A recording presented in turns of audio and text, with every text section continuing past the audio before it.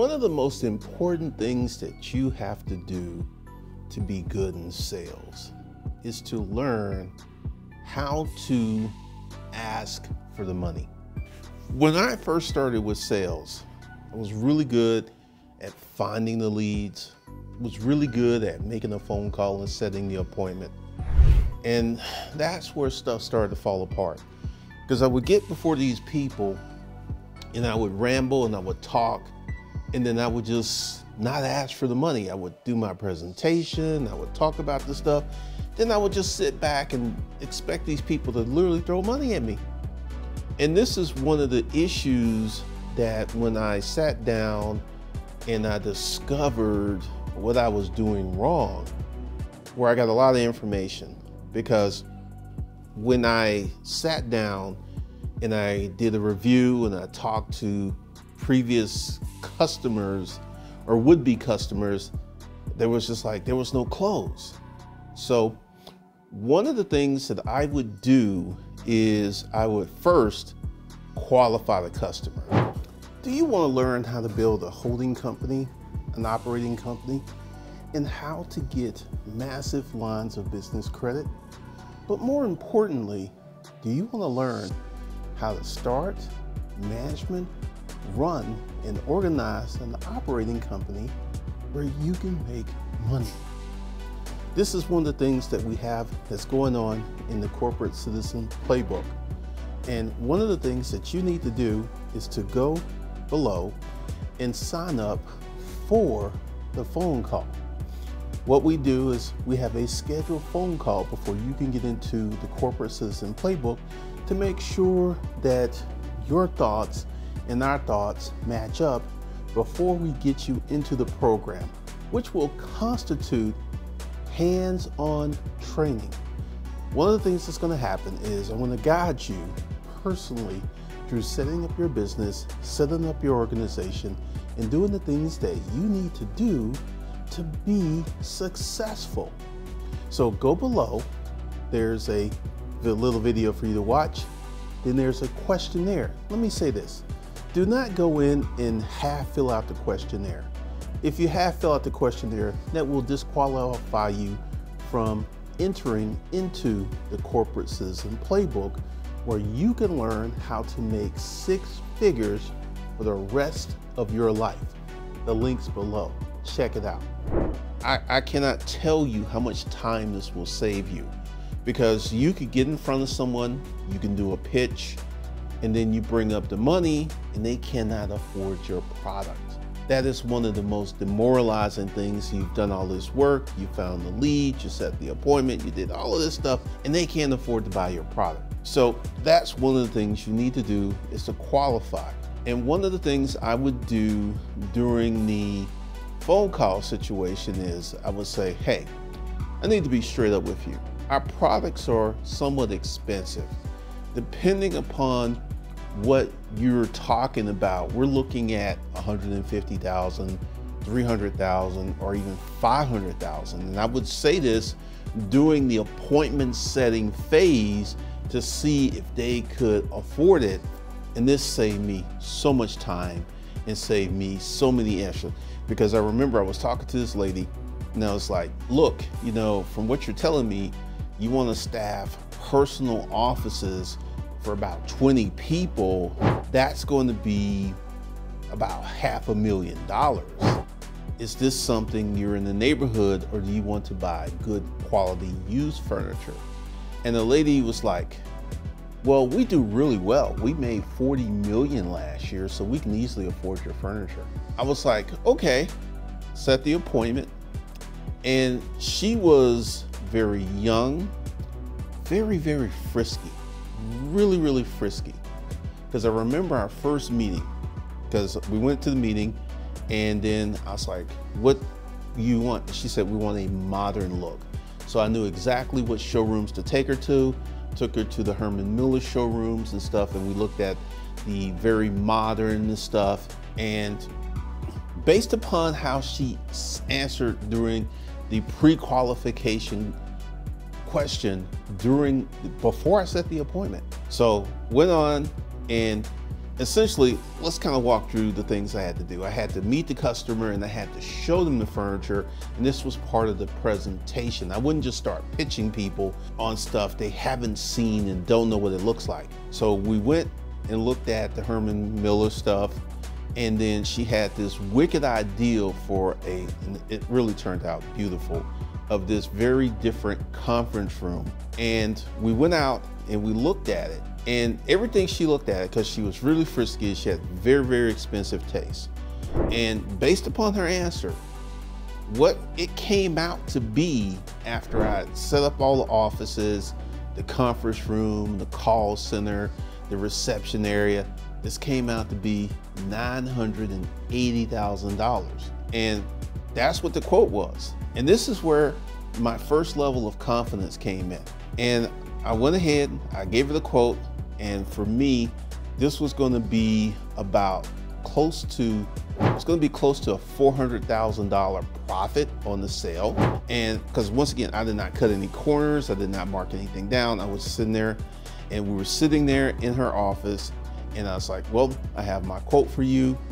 And based upon the phenomenal success that you had, you know, once you get this furniture and once you impress your people, instead of making 30 million, you could make 60 million. And I slid the proposal across her desk, and I said, I just need your signature right there, and I'm gonna need a check for $450,000 to get the process started. And I just sat back, and I put my hands in my chest, and I said, this is gonna look so good in your office. You know what she said? I really agree. I like the way you did this. I like the stuff you presented. She signed off, and then she made a phone call. And she's like, she talked to this girl named Marcy, and she said, Marcy, we need a check for $450,000. And she said, if you wait about 5 or 6 minutes, she'll have a check. Go down to the hallway, get the check, start the process. And this began my closing career, because essentially, when you're asking someone for a lot of money, you can't be wimpy or, you know, I was really, really direct and aggressive based upon her presentation of her company. I'll tell you a little secret. I kept up with her, and after it took about 6 months to get the furniture ordered and installed, we got the final check, everyone was happy, and I kept up with her, and I would call her, and it was like, hey, this is Glendon, you know, you bought the I'm just curious, how's your company doing now? Because I'm really impressed at what y'all do, the things y'all make. And she says, Glendon, we're probably gonna do 75 million this year. You were absolutely correct, because we set up the office, it's very modern, very high tech. And when we brought people in like the conference room, what she had suggested, and this is one of the things we had to have made, she wanted a granite top conference room table, and the conference room, the table was 30 feet long, and we had to have this custom made, and we had it custom made, and this is one of the things that was really expensive. And she said, when we interview people in that conference room, they just knew they were coming on something special. And I kept up with her, and last time I talked to her, the company was a $1 billion company, and they're still using that office furniture to this day. So you've got to learn how to appropriately ask for the money, because that's going to be a big part. Like, this is one of the things, I'll share this with you. Like, I have 2 products that require you getting on the phone calls. And let me just go ahead and insert this in here. If you don't have $10,000 in credit or cash in the bank, there's no point in you going down and trying to book a call, because I'm just going to cancel if you get to that question where it asks you, do you have $6,000 and $10,000 to invest in your business? And you put a no, that's an automatic disqualification, because you don't have enough money to do anything with. You have to spend money to set these things up. And if you have no money, it's going to be no. So just go ahead. So one of the things I do when I talk to people on the phone, and if it's a good fit, I close them on the phone. This is what I do. It's like, okay, we've gone through the process. It seems like you're going to be a really good fit. And one of the things that I want to do is to make sure that you get a good start. So hold on, I'm about to email you something. If you go to my website, you can't see the prices of the courses because all that's hidden. And I will send them the email. And I was like, okay, you've got the email. What I want you to do is go ahead and buy the course now, because I have a lot of information that I need to send to you. and then they will buy the course. Then I will send them the pre-start stuff. And this is just way more effective than talking to someone, than sending them links and wondering if they're going to buy. Because I had one person who was like, I need to think about this before I buy it. You know what I said? Look, the price is for today only. If you don't want that price, you don't want to proceed, I totally understand. And I'll be on the phone for about 5 more minutes, and after that, I'm gonna hang up and I'm gonna move along. So we chit chat, and she's like, I still need to think about this. I need to talk to my husband. And I was like, okay, well, you have a good day. And then 30 days later, she's like, okay, I'm ready to buy. I've thought about it. And I was like, remember what I told you? That price that I quoted you, that was only good for that phone call. Now the price is $1,500 more if you want to get in. And she said, you're kidding. I said, no, I'm not. And once again, did I not tell you? And this is one of the things I do is I record my Zoom calls, and I actually sent her a copy of the Zoom call where I actually said that this price, and then like 3 days later, she bought. She actually bought. And she said, I should have bought when you first told me. Because this is one of the things, you have to be confident, you have to ask for the money, you have to be direct, you have to be deliberate. But once again, and this is some of the things that will be in this playlist, so make sure you subscribe, hit the bell notification button, is we're going to talk about the things. Because first of all, you must qualify these people. And this is why in my questions, I asked them, do they have the money? And if they say no, I cancel the call, because essentially we're going to have this wonderful conversation. They may be, from an intellectual standpoint, a good fit for the course, but they don't have the money. And that right there, you know, they're like, this is just life. You know, they don't have the money. So I've literally canceled 5 calls this week because they were like, no. And I'm like, and this is one of the things to do. It's like, hey, when you get yourself together financially, you're free to fill this out again. I really appreciate this. But at the moment, you do not have the financial resources to move forward. And where do I get this from? And this is a little different story.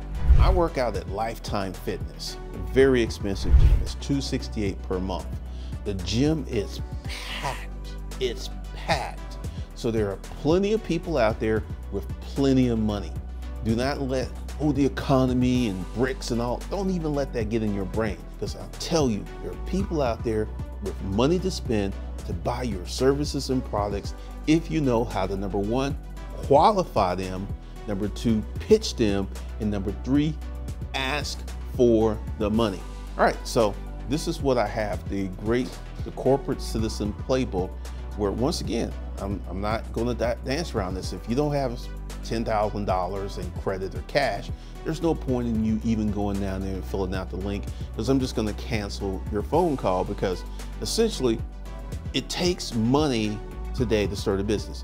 Do you need $1 million? Do you need 100,000?